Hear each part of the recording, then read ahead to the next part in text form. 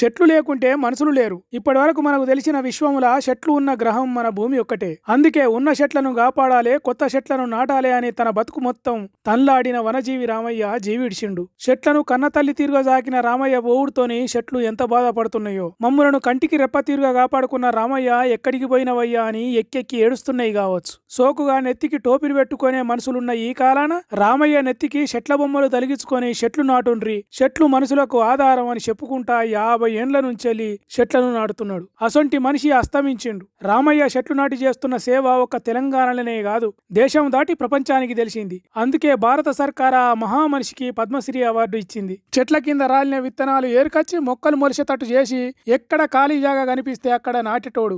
ఏపుగా పెరిగి ఆక్సిజన్ గాలిని ఇచ్చే చెట్లను కావలించుకొని మా అమ్మవే నువ్వు అన్నట్టు ఆనందపడేటోడు. అందుకే ఇప్పుడు దేశం మొత్తం వనజీవి రామయ్య త్యాగాన్ని యాది చేసుకొని నివాళులు చెప్తున్నది. ఆఖరిసారి చేతులెత్తి దండాలు పెడుతున్నారు. దేశ ప్రధాని నరేంద్ర మోడీ సారు, ఇంకొందరు కేంద్ర మంత్రులు, తెలంగాణ సీఎం, మంత్రులు, బీఆర్ఎస్ పార్టీ లీడరు రామయ్యను యాది చేసుకున్నారు. తెలంగాణ రాష్ట్రంలో చెట్లను ఇష్టం వచ్చినట్టు నరుకుతున్న ఈ కాలాన రామయ్య సొంటి చెట్ల ప్రేమికుడు లేకపోడు బాధ కలిగే ముచ్చట అంటున్నారు. రామయ్య గురించి తెలిసినోళ్ళు, తను చేసిన సేవ గురించి తెలిసినోళ్ళు మళ్ళొక్కసారి యాది చేసుకొని తన ఆత్మకు శాంతి కలగాలని కోరుతున్నారు.